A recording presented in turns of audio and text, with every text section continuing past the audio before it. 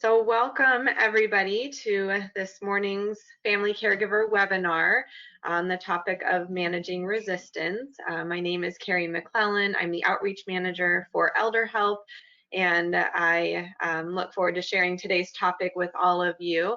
And I will be introducing our speaker, Amy Abrams, in just a few minutes. So we'll move forward. Before I do, I just want to pause for a moment. We have been now in the middle of the coronavirus pandemic for 9 months. And I wish you and your families all the best right now. I know that it is difficult on many levels, and we're just continuing in this pattern, but I hope that you all are staying safe, taking care of yourselves, and I'm really glad that you tuned into today's webinar so that you can learn some helpful tips that might help you and your family through this process. So Elder Help's mission and what we strive to do is really to provide services and supports for seniors who are still living in their own home in the community, wanting to maintain independence, but looking for ways that they can do that successfully. And that often means with help. So we want to make sure that we're supporting family caregivers as well as those seniors living in the community. Just a brief on what we are currently offering during the COVID-19 pandemic. So we've had to do some shifts of our programs to be able to offer them safely and at a distance. So we are doing contactless delivery of food and essential items, rides to medical appointments. That's really what we're focusing on right now for transportation, and then check-in calls. And of course, there's so much that we can do virtually. So we're trying to do the best that we can to reach people and make sure that they know that we're there if they do have other needs that might arise. I did want to just highlight our family caregiver support through this program. That's where these webinars take place, but we also offer information and referral. So for anybody who is looking for resources, you'll learn about Alzheimer's San Diego today. We often refer to their programs. They offer a great amount of education and support. We also are familiar with other community resources. So if you have any needs that maybe aren't mentioned today or you'd like to learn more, please feel free to reach out to us and we can help direct you. We also have online courses that are available for free for family caregivers to access, and that really ranges from just starting to worry about your aging loved ones to providing daily care and looking at what benefits might be available. So hopefully that can help. And that's all available through our website, which I'll share at the end. And then these webinars, of course, are very important. We had been off prior to the pandemic, but during the pandemic as well. And I'm just so grateful for our partnership with Alzheimer's San Diego, and always look forward to sharing the expertise of Amy Abrams, who is their Director of Education. So I'm going to share a little bit about Amy. So Amy has worked in the field of long-term care in San Diego for 20 years in care management, dementia care, and community health education. She holds a joint Master of Social Work and Master of Public Health from San Diego State University, and is a certified positive approach to care dementia trainer. Amy is a longtime member of the Aging Life Care Association and serves on the board of directors for the National Academy of Certified Care Managers. She is a passionate educator and vocal advocate for aging and disabled adults, and currently serves as the Director of Education for Alzheimer's San Diego, a local nonprofit organization whose mission is helping families today while finding a cure for tomorrow. And I really am looking forward to this topic. I know we often get many questions from family caregivers on how they can provide assistance or get additional assistance for their loved ones when they're meeting that resistance. So I look forward to learning more from you today, Amy, and welcome. Thank you so much for taking the time to be here and sharing your expertise with us. Well, absolutely, my pleasure. It's a real joy for us at Alzheimer's San Diego to get to partner with you and Elder Help on these programs and in other supports out there in the community. And thank you for your comments on the topic too. This program was developed right out of a need. Our social work team and I stay in very close contact with each other. We talk about the questions that come up in education programs, the calls that they're receiving on the phone from families who are in need. And it was just, time and time again, resistance in particular was the specific topic we identified. People have a lot of need around. So let's see if I've got control over the Hold mouse on, let today. me give that to you. Okay, you should have control. And I forgot to mention that for those of you who are on today's webinar, if you do have any questions, you're welcome to submit those by using the raising of your hand feature and typing them in. Because we're sharing the capabilities here, we'll go through those questions at the end, but feel free to type them in as we go along, and then we'll be able to answer those when we do get to the end of today's program. So. All right, Amy, it's all yours. Great, thank you. I do appear to have mouse control. This is good news. So here are the topics I intend to cover, and certainly we will have time at the end for the answering of any questions that you have. So please just ask them as they come up for you. You don't have to wait until the end to submit them, and then we'll cover them all together at the end. So I'll be talking briefly about what causes people with dementia to be so resistant. What's this all about? We'll talk about ways to modify how and what you are communicating as a care partner to somebody who's living with dementia and who is exhibiting challenging behaviors such as resistance. And then we're going to talk about giving you some tips for providing care to someone who doesn't want care. A big trick indeed, and a huge obstacle for a lot of family caregivers. So everything that I'm covering here today is not going to apply to your particular situation, but I do hope that you'll take away at least a few little nuggets, a few gems that you can apply. They may also be situations, tips, techniques, things that you aren't in need of using right now, but that, as the disease progresses, these issues may become more helpful, more useful to you, more relevant to you in the future. So I hope you'll just sort of take it all in, big picture. We're covering a lot of terrain. You don't need to remember every detail, and all of this doesn't necessarily apply to your particular situation. But just be thinking about what your needs and how you can apply this. I'll be talking at the end about where to reach out for additional support, and that's a really important part of this. Again, everything we talk about here isn't specific to your particular situation for obvious reasons. I don't know each of you, and I don't have the luxury, the benefit of getting to learn about the particulars of your situation or give specific advice. But there are a lot of great experts out there. Many of them work here in my organization at Alzheimer's San Diego, and there's others as well who can provide that one-on-one individualized support. So we'll be talking about what those options are too. So very briefly, I'm not going to spend a lot of time talking about Alzheimer's disease or other types of dementia because that's the domain of other education programs. We can certainly connect you to more information about these diseases if you need it. But for now, let's just sort of cover the basics, what dementia is exactly. It's not a particular disease, it's the word that we use to describe a cluster of symptoms, a syndrome, if you will.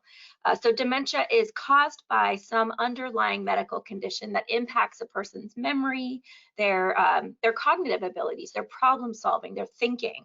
It changes a person's personality and behavior often, not always, but often. And most notably, it interferes with a person's ability to sort of do the stuff of their daily life, right? That it interferes with normal activities. Dementia is not one particular thing. Alzheimer's disease is a type of dementia. It's a very common type of dementia, but it is just one of dozens of different medical conditions that can cause this group of symptoms that we call dementia. It is not normal aging. So certainly changes to memory, for example, a common symptom of dementia, changes to memory are a normal part of aging, but changes to personality, behavior, changes in one's ability to sort of do normal tasks of daily living, right? If you were always a real whiz with numbers and now you're starting to have difficulty with very basic arithmetic, for example, right? That's not normal age-related memory change or cognitive change. So dementia is due to a pathology, a disease. And really, really important for the purposes of our discussion here today on the topic of sort of coping with and managing resistance in a person with dementia, very important to remember this is not within the person's control, right? These symptoms that we're seeing in the person are symptoms of a disease.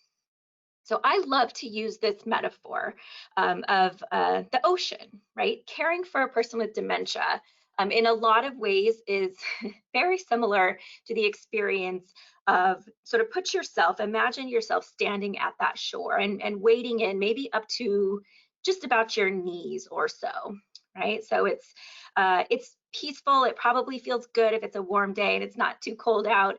It feels good and there's a lot of joy, right, in everything that's going on around us here. But we have to be careful to keep our eyes open. We have to be paying attention, right, watching, listening, sort of keeping a gauge on the waves that are coming, and also being aware of what's going on underneath those waves, right?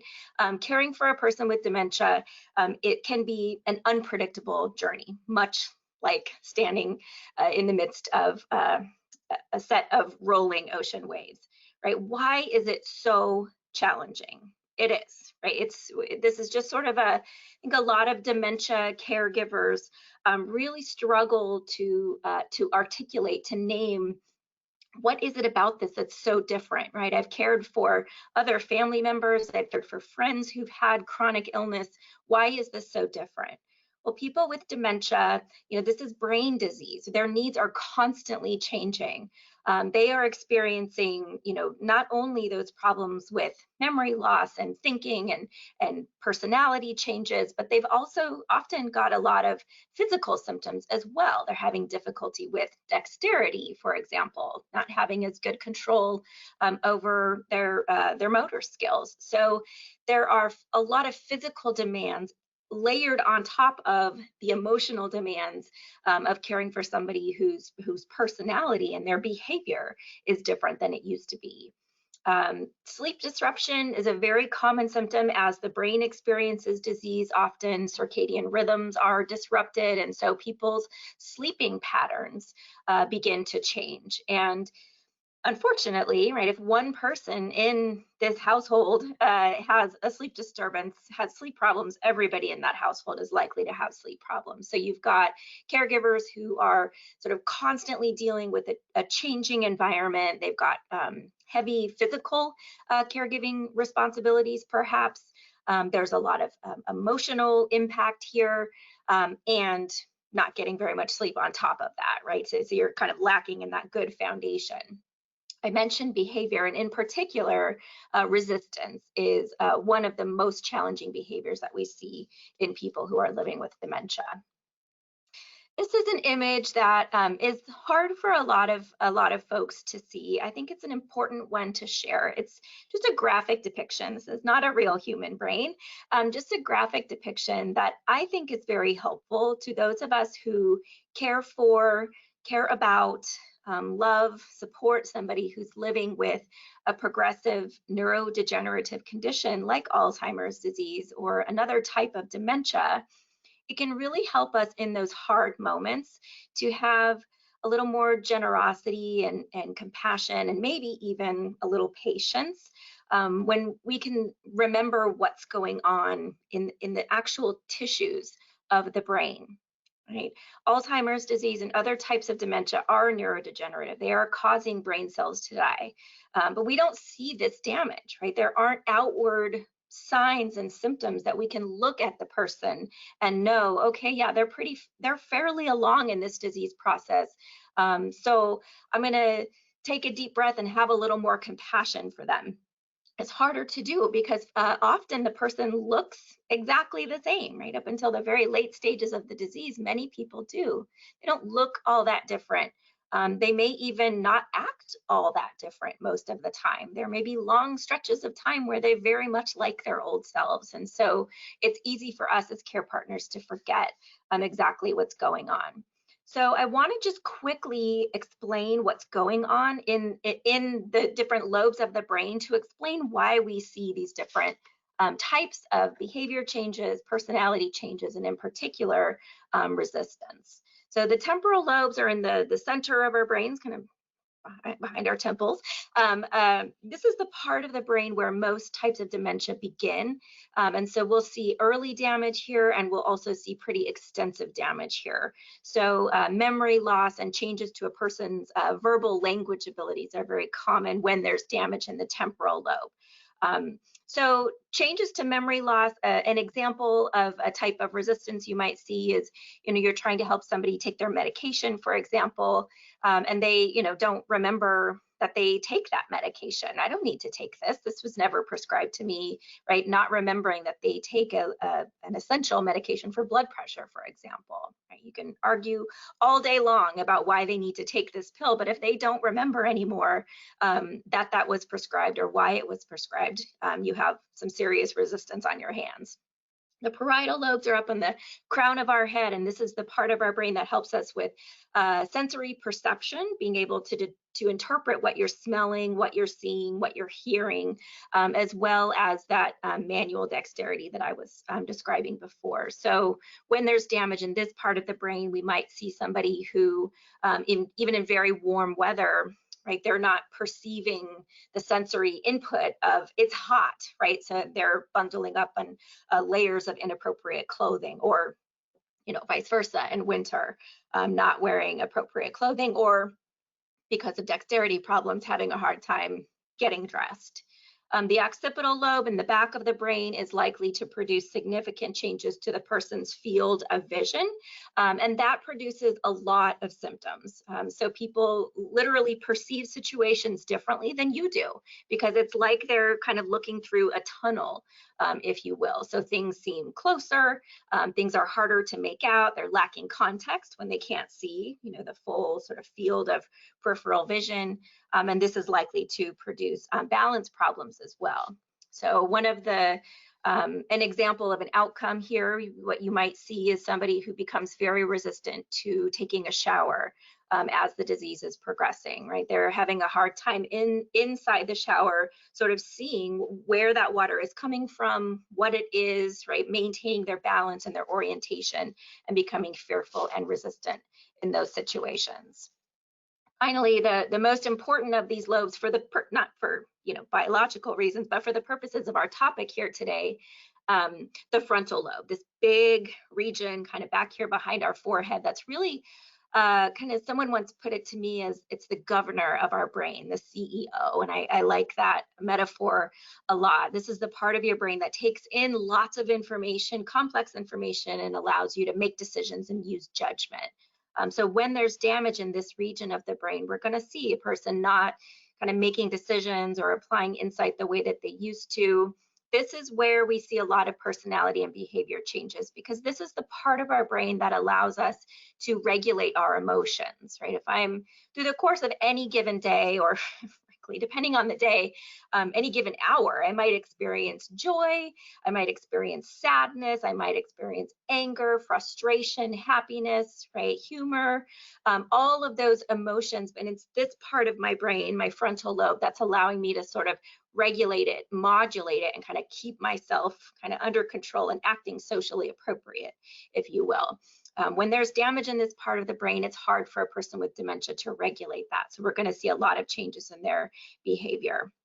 I think the most important function for the purposes of understanding resistance in a person with dementia is that this part of the brain is what allows us to sort of have perceptive empathy as well as to have insight into our own needs. So if you are my caregiver and I'm a person living with dementia and I've got extensive damage in my frontal lobe, you're coming into my personal space and trying to offer me loving, generous help, right, with a task that I'm struggling with.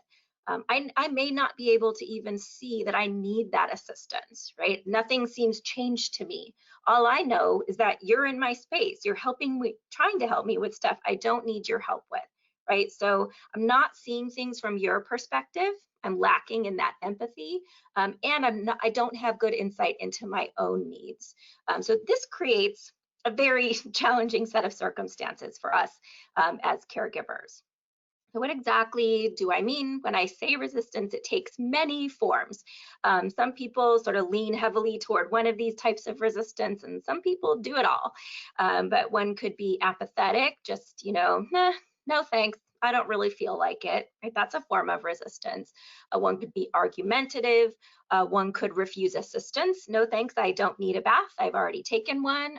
Or, maybe I do need a shower or I do need to use the toilet, but I do not need you to come in here and help me with that, right? Or at times it does come down to actual combativeness, right? That could be verbal combativeness, no, get away from me, right? Or maybe more colorful language.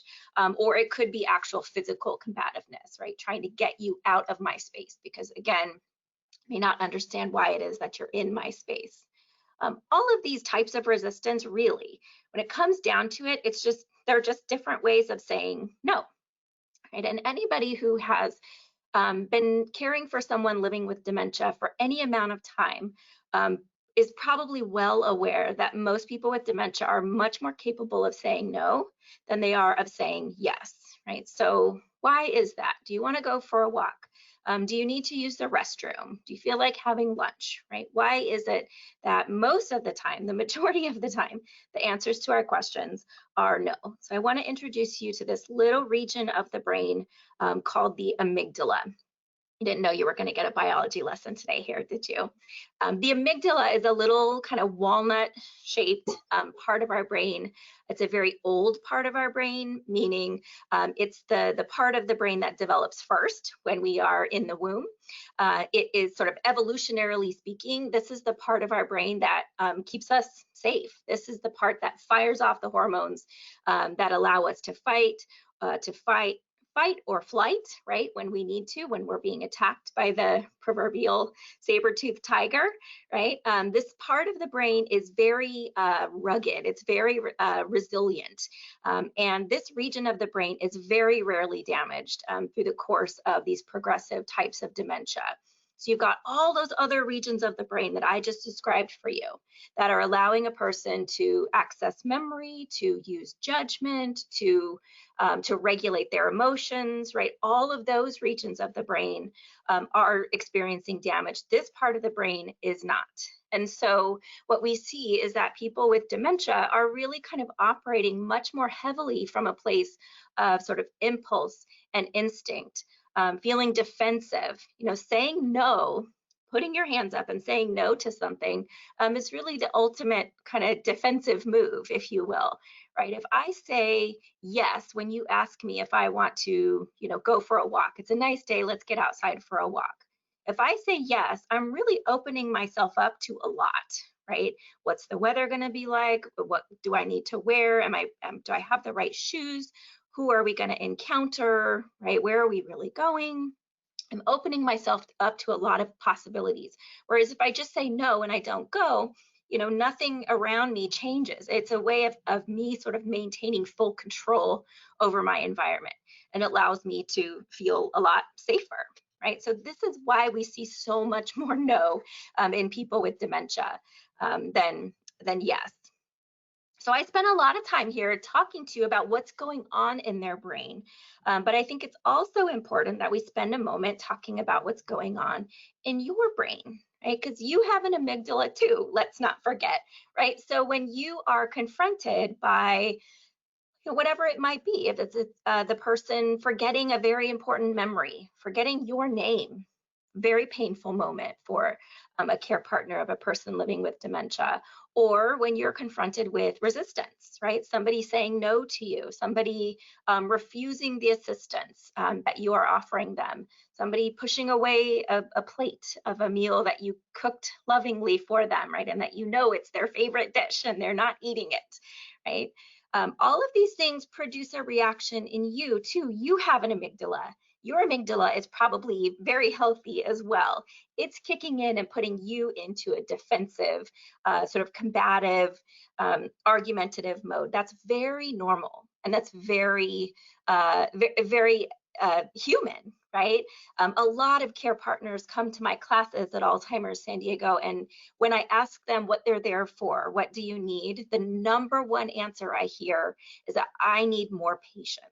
Right? They're really beating themselves up for not having more patience. But let's face it, right? These are very frustrating situations we find ourselves in. We have this very normal human reaction to get angry, to become impatient, to feel defensive. No, I'm not trying to poison you. Are you kidding me? I'm just trying to give you your medication that your doctor prescribed for you. Very normal for someone to feel angry and reactive to that. So what do we need to do, right? We need to give our brain sort of the smarter, more intelligent parts of our brain that can come up with something to say or something to do in response that's, going to be more helpful, that's not going to make this situation worse, that's not just a sort of instinctive angry reaction. Your brain needs a little more time to come up with that solution, right? So think about those waves coming at you, right? And take a deep breath. Let's do that right now. In the time that it takes you to take about 3 of those types of deep breaths, what you're doing is you're giving the sort of smarter part of your brain, it needs a little more time to kick in, right? You're giving it time to sort of override the amygdala's immediate, reaction, response. You're giving your brain some time to oxygenate. It gives you a moment to kind of relax and time yourself out. But ultimately, what you're really doing is giving the smart part of your brain an opportunity to kind of catch up and say, okay, wait, this is a symptom of the person's dementia, right? This is not personal. This is not about me. What can I say and do here in this moment that's going to be helpful and not make this situation worse, right? So continuing on with my metaphor of the waves, what we're really trying to do here, imagine you're standing, knee height in those ocean waves there that I was showing you before, right? What you don't want to do is get rigid, stand firm, right? And say, no, this is how it's going to be, right? Because when you stand rigid in the face of a big wave, it just comes crashing into you and probably knocks you over. What do you do instead when you're faced with a big wave at the ocean shore? You dive in, right? If you dive into that wave, what does it do? It rolls over you, right? So that's what we mean when we say learning to respond to the person rather than to react to them. When we're reacting, we're correcting them, we're telling them, no, you got that wrong. Here's the correct answer. We are being confrontational, right? We are arguing with them versus doing things that validate the person's feelings, right? Whatever the person is feeling is not wrong. They may have the facts wrong, but their emotions around this, right? They're always correct, right? So being reassuring and then ultimately learning how to kind of redirect their attention, redirect their energy where and when we can. When we're reacting, we're standing firm, we're holding our ground, and we're in the right? Whereas when we're responding, we're diving in and we're saying, okay, I'm going to join you where you are in this moment. So how can we do this? A couple of quick kind of communication techniques, and I'll just say we have a whole program on the topic of communicating with people living with dementia that we offer regularly at Alzheimer's San Diego, because this is a much more complicated topic than I can cover in 4 bullet points here. But communication techniques in quick summary, right? Being warm, being reassuring, slowing down your speech to the extent that you can, speaking in calm tones, clear language, and sort of simplifying what you're talking about, kind of one topic, one subject at a time.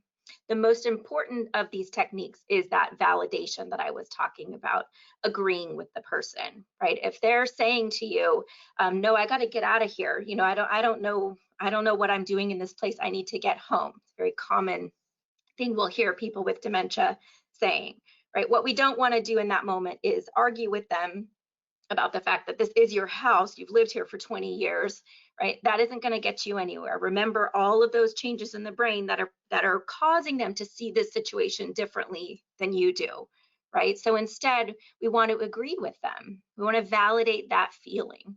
So someone who's feeling lost, who's feeling like they aren't at home, right? There's the facts of that situation. No, this is your house on 123 Elm Street. You've lived here for 20 years, but there's a feeling behind what they're saying. And that's what we want to learn to listen to, right? To watch for, to listen for, and to respond to. That we can agree with, right? We don't have to, sort of do dramatic play acting and pretend like you're right. This isn't your house. I wonder what happened to your house, right? That isn't what I mean by validating. What I mean is listening for what's the emotion, somebody that's telling you they want to go home. What are they really saying? I don't know where I am. I don't feel comfortable here, right? Something about this environment is not clicking. It's not working for me. That's really what they're saying, right? So being able to say something like, oh, I know you're home. Such a lovely, comfortable place. I love that garden that you have, right? I mean, whatever's going to be appropriate to that person. But you don't have to fight with them. You can agree with them that yes, being at home would be really nice right now. Right? Simple enough for me to sit here and say. Very hard for you to do in those moments when you're frustrated, right? So herein comes the value of that deep breath, the 3 deep breaths, right? Give yourself those 5 to 10 seconds to kind of catch up and think of something that you can say.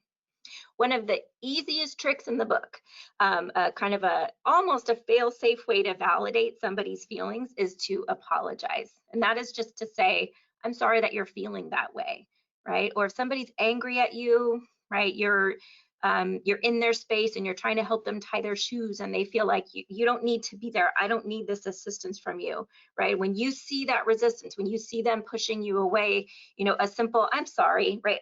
I don't know what I was thinking, or I'm sorry, I was trying to be helpful and I really mucked that up, right? Something as simple as that allows you to kind of pull back, and it's a very validating experience. It's hard to stay angry at somebody once they've apologized to you. I mean, people can and people do, but asking for forgiveness, just a quick apology, even when you have really nothing to apologize for, right, can be a very powerful way to overcome somebody's resistance.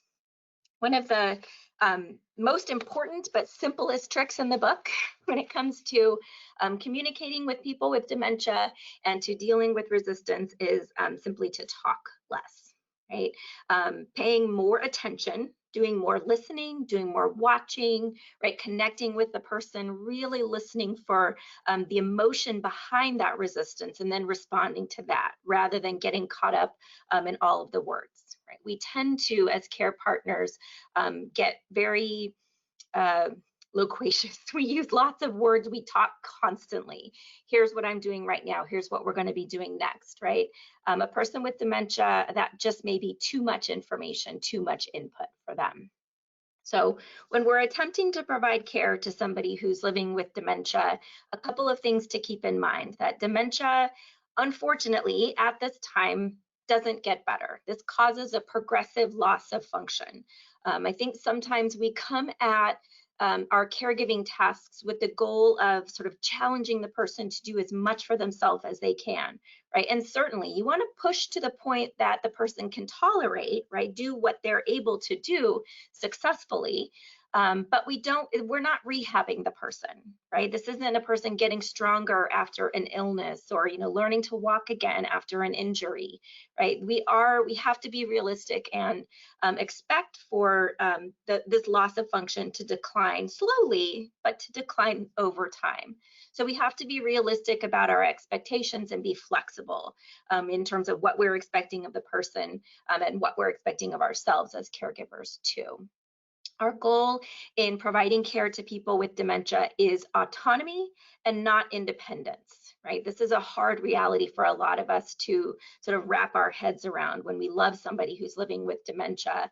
We just have to accept that they are not going to be able to remain independent, right, indefinitely, but we can help them feel autonomous, in charge, right, in control of their situation. So the best way that we can do that, this is a technique that is called the positive approach to care that was taught to me by a dementia expert occupational therapist named Teepa Snow, who developed the positive approach to care. And that is that we need to learn how to do tasks with the person, not to sort of elbow our way in and get in there and do things to them or do them for them. Right. So let me give you a couple sort of tips on how we can do that. First, start by just sort of setting the scene, setting yourself up for as much success as you can, right? Whatever, if we're talking about helping in the bath, helping with getting dressed, helping a person get ready to go for a walk, right? Have those essential items that they're going to need ready, and minimize everything else. If you want them to go into the bathroom and brush their teeth, have that stuff on the counter, but not all the other kind of bathroom clutter that might confuse them or distract them. Minimizing noise, activity, even mirrors can be a big distraction. So minimizing the amount of activity and clutter or just sort of distraction that's in the person's environment can be very helpful. If you are going to be there alongside doing this task with the person, you need somewhere to sit or somewhere to be. So make sure that you've got safe, comfortable seating for them, but also that there's space for you as a caregiver if you're there, sort of by their side, providing that assistance. And it seems obvious, but it's a really important one. Make sure there's enough lighting. All of these, just the changes in the parietal lobe, the occipital lobe that I was talking about, as people experience changes to their visual field, they need a lot more lighting in order to see and to properly interpret what's going on in their environment. Now, of course, I recognize many people with dementia also have visual impairment, so there are exceptions, but in a lot of cases, having good, strong, bright lighting, and not just lighting that comes from the top, which causes lots of shadow and contrast, but lighting that comes up from either the floor or table lamps or under the kitchen cabinet lighting, for example. If there's lighting coming from multiple directions, it can be very helpful to the person with dementia. So I'm just going to run through very quickly a couple of caregiving scenarios and give you a few tips that sort of incorporate what I've been talking about here. If you're helping somebody in the bath with bathing or showering, again, gather the stuff that you need in advance so you're not like going to all the effort to get them to agree to get into that bath or shower, and then you have to run and go get the towels, right, because you forgot them. Try to gather everything in advance, get the room ready before you bring them in there, right? Make sure that it's warm enough. If you're going to ask them to get undressed and get under running water, right, have that temperature comfortable for them to do so before you're asking them to do that. Sort of think ahead about all the things they might be feeling resistant about and try to beat them at the pass there, right?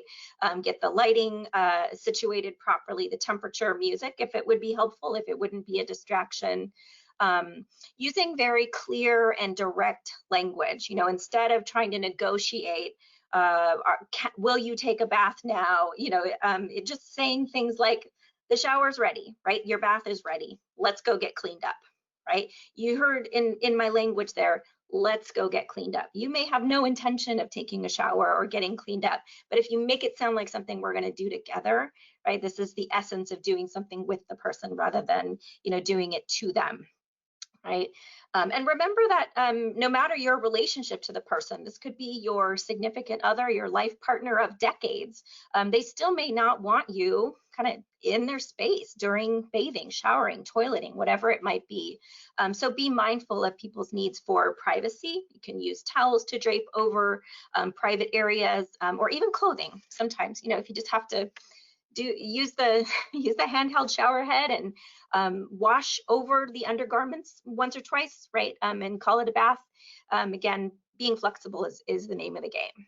So when it comes to medications, a very challenging a part of caring for people with dementia for a variety of reasons, right? There's why do I need to take this medication? The dexterity challenges of taking it, but also just the common swallowing and um, coughing difficulty that a lot of people will have. So talk to your pharmacist about, and the doctor and or the pharmacist about which of these medications are most important, and kind of triage, right? Start with the ones that are most important that cannot be missed. Consider the time of day when you're giving medication. Are you doing meds at a time when the person is at their sort of functional peak? Everybody's got, times of day when they're better and worse. That's no different for people with dementia, although it may have changed over time, right, as their disease is progressing. So consider, talk with the doctor, the pharmacist, right? She does really well in late morning hours, and this medication we're supposed to give at night. Is there any possibility of changing the dosage, the administration? See what you can do to be able to give as many of those medications at the person's sort of peak time of day. Of course, eliminate medications they don't need to be taking, right? So find out, is this actually still necessary? Many people end up taking lots of pills and supplements that they no longer have any need for, just sort of out of inertia, right? Nobody ever discontinued it and they're still taking it. So do we still need these? Is the dosage correct? Is there something about this medication that might be causing a side effect that's actually making behavior changes or fall risks, right, other safety things worse? The time of day, as I mentioned before, and then the format too, right? If somebody's very resistant to taking medication, is there the possibility of crushing it, of getting it in a liquid form from a compounding pharmacy? Putting it in applesauce or pudding or, other substances to make it easier to get down. You have to talk with the doctor, the pharmacist about this, because that isn't a safe thing to do with all medications. And of course, there's tricky ethical rules around drugs that affect a person's thinking, right? So you wouldn't want to you wouldn't want to be hiding medication in food, a psychotropic, for example, without talking to the doctor or the pharmacist first about doing that. But they can be a hugely helpful resource. Don't hesitate to reach out for that assistance. They're there to help. Getting dressed, another really tricky topic for a lot of people with dementia. Keep it simple is the best advice we can give you. This example of that you see on the screen here, if you can see this image, if somebody just never wants to wear anything but that blue jacket, well, then get lots of blue jackets, right? Keeping this as simple for them and as simple for you as possible. Keeping the clothing simple, right? No buttons that are hard for them to do if they're resistant and don't want your help with getting buttons, right? Then, use more pullovers. Keeping footwear, if you can use Velcro instead of tie, things with shoes with shoelaces, this would be a huge help to a person who's living with dementia. Keep it simple, keep it comfortable, easy to get on and off. A favorite trick of a lot of the family caregivers I've worked with over the years is to start buying clothing in one size larger than usual. Right? Doesn't generally look too inordinately large, but it's much easier for a person with dementia and all of those sensory perception difficulties, easier for them to manage getting clothing on and off if it's a little bit big for them. If somebody is still kind of able physically to get dressed, but they struggle with the sort of the logic of it, the order in which I'm supposed to do all of these things. It's very common. Just lay the clothing out in order, right? Be respectful of the person's choices and their need for privacy, right? I may not want my caregiver to be helping me get dressed, so sort of lay it out and then leave me to it. Recognizing that clothing for a lot of people is a very important expression, an important type of self-expression. So doing what you can to support their own personal choices and preferences with regard to clothing, if it's safe, right? I mean, of course, you want them to be in good repair and to be clean. But outside of those couple of basic rules, right? If the person wants to wear mismatched things and it looks good to them and it feels good, right? Again, being flexible and letting it go. If you're helping somebody, providing simple directions, simple verbal cues, if you need to give verbal cues at all, physical cueing is the most helpful of all, right? If I want you to button the top button of your shirt, right, the best thing I can do is button my own and show you, right? Here, do this, right? Giving the person lots of physical cueing rather than overloading them with lots of verbal instructions can be very helpful. Mealtime, a source of great conflict for a lot of caregivers. Just think it through. And again, simplify, simplify. It's really the theme of the day here. Right, consider the timing, the scheduling, and the coursing of meals, right? So that it's sort of simple and pared down. If you're having a very elaborate meal with lots of courses, right, maybe presenting one of them at a time rather than a big overloaded plate that might be sort of too much for the person to take in. And I might be looking down at your beautiful plate of, multiple dishes that you spent all day cooking.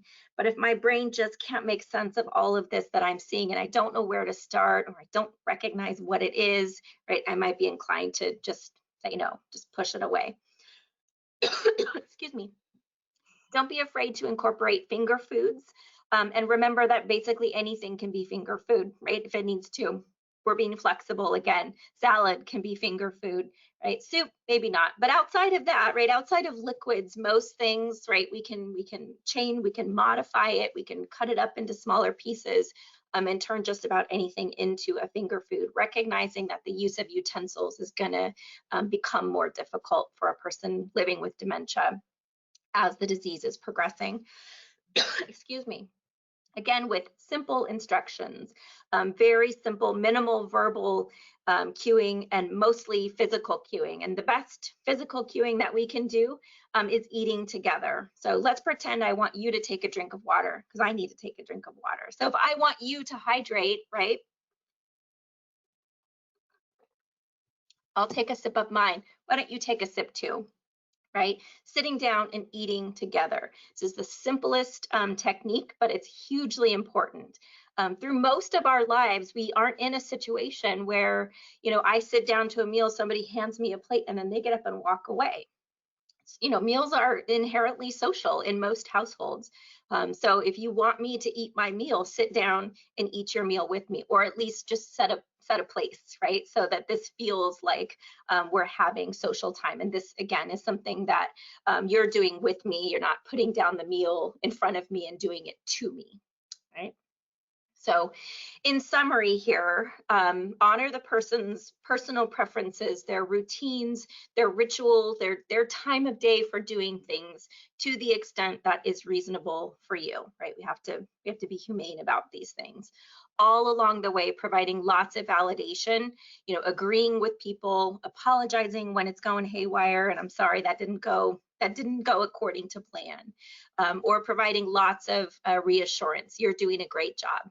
Yes, or nodding your head, or however you're showing the person they're doing just fine, right? Make your language as positive and as action oriented as you can, instead of getting into negotiation and getting into that tug of war about whether or not we're going to go for a walk, whether or not we're going to take our pills. It's time to take our pills. Right.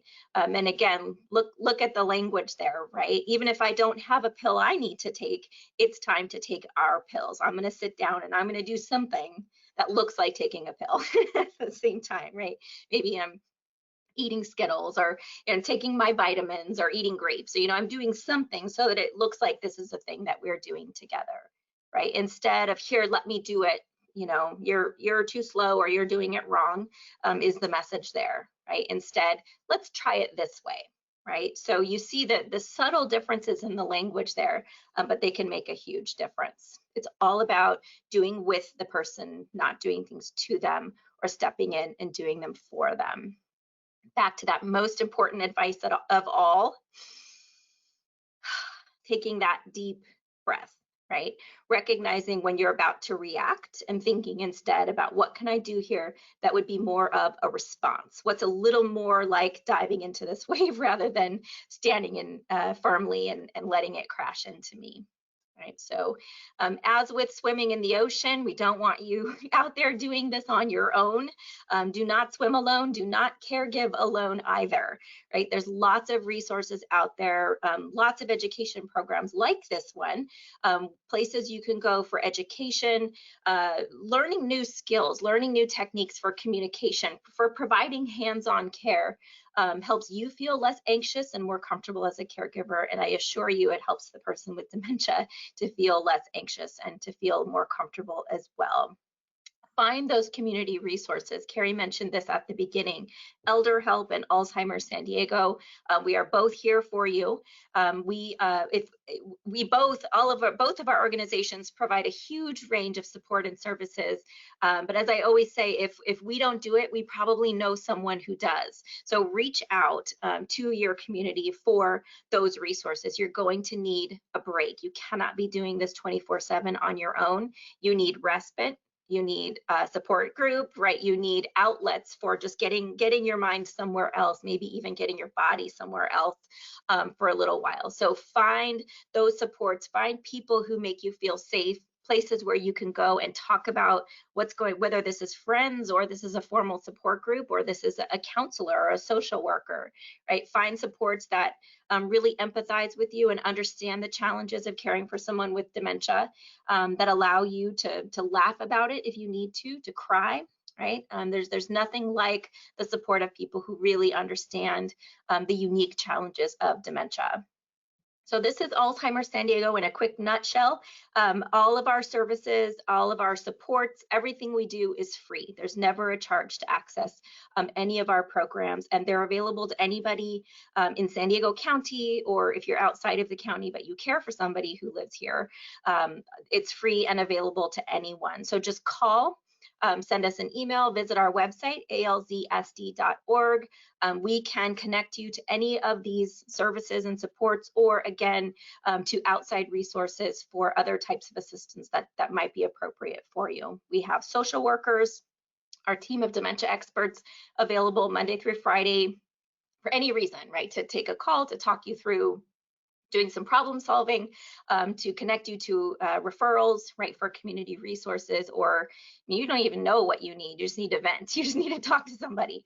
That's what they're there for. We can help you find support groups, classes, respite services, counseling services, whatever it is you need. Again, if we don't do it, we probably know someone who does, and we'll be more than happy to talk you through the array of resources that are out there. A lot of help out there, but you have to ask for it. So with that, I will turn it back to Carrie, and I'd be happy to answer any questions if any have come in. Well, thank you so much, Amy. My goodness, that is such a wealth of information, but I really love how you talk about the why.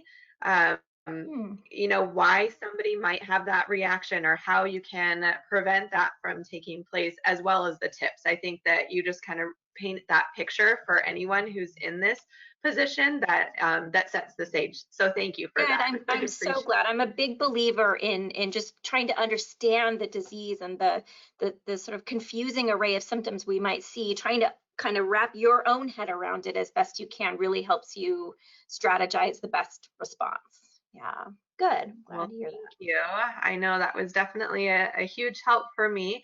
I thought we had a question, but for some reason it doesn't appear anymore. So if anybody does have a question, please feel free to type that in now, and we'll be happy to address that. So I'll let you have a second. I'm not sure it was there. Okay, well, while you're thinking or typing, we'll move forward. But again, thank you so much, Amy, for your time, for your expertise, for sharing your knowledge and tips with family members who definitely are in this boat, or might be in the future and could benefit from this information. And I will share this recording with all of you. So if you know somebody else who wasn't able to attend but could benefit from hearing the information, even if it's just hearing to take a deep breath. I think that's a very valuable thing to take away. So if you feel that somebody else could benefit from that, please feel free to share this information with them as well, because we're not able to reach everybody, and if they don't know that it exists, then they're not getting that help. So please help us spread that word. And then it looks like, let's see if there's a question. We do have a question coming in. So first they say, thank you for this presentation. What can you do with someone who does not accept being sick or having deficiencies? Yes. Ugh, so hard. Well, first I'll say there's an actual term for this. This is a medical condition that is known as anosognosia, and it comes from the Greek for without disease knowledge.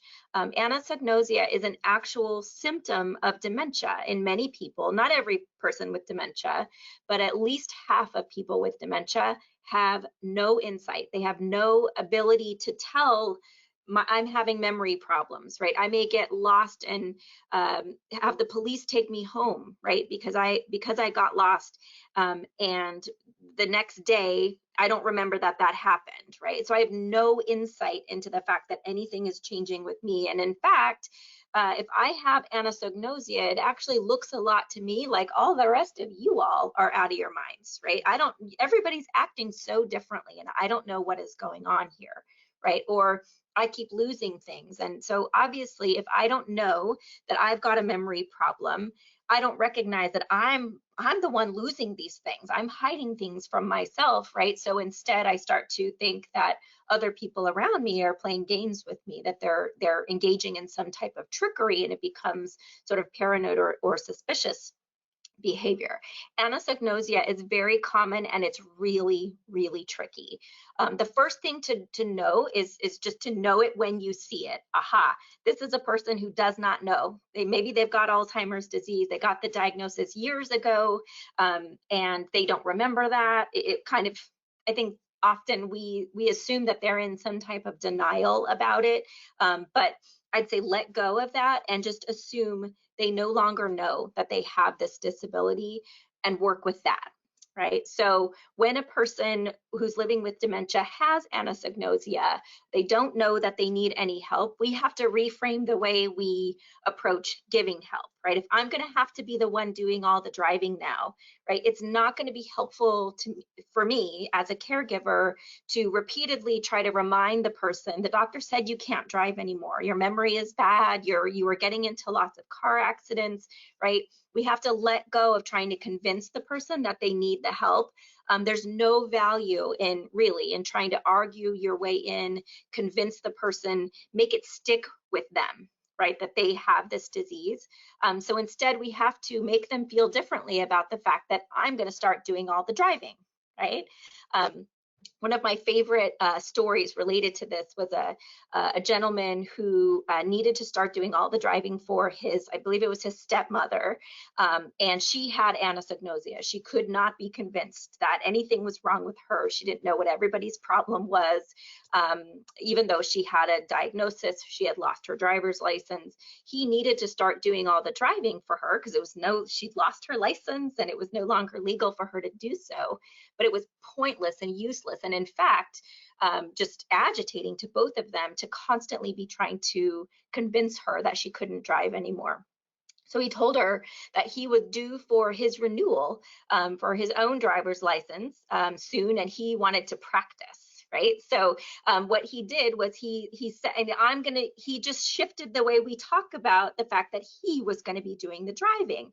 I'm going to drive today because I really need some road time. Right. I'm getting a little rusty with the rules of the road. So I need to brush up in anticipation of my upcoming driving test. Right. So that's just a nice example of what we need to do when somebody doesn't know that anything is wrong. We don't need to tell them. We don't need to point it out to them. We just have to shift the way that we're thinking the way we're talking about and the way we're making them think about the help that we're giving them. That's a great example. I My know. goodness. I share it all the time. It was one of my favorite stories. I loved it. It was so good. Definitely. Okay, we do have a couple of other questions coming in. Let's see. First, yes, we will be able to share the PowerPoint with all of you. So when we upload this to our YouTube channel, I'll send the recording link, but I'll also attach the PDF version of the PowerPoint so that you can have that as well. So before we end, I know we're a little over, but I just wanted to mention that we are partnering with SDG&E to help spread the word about their medical baseline program.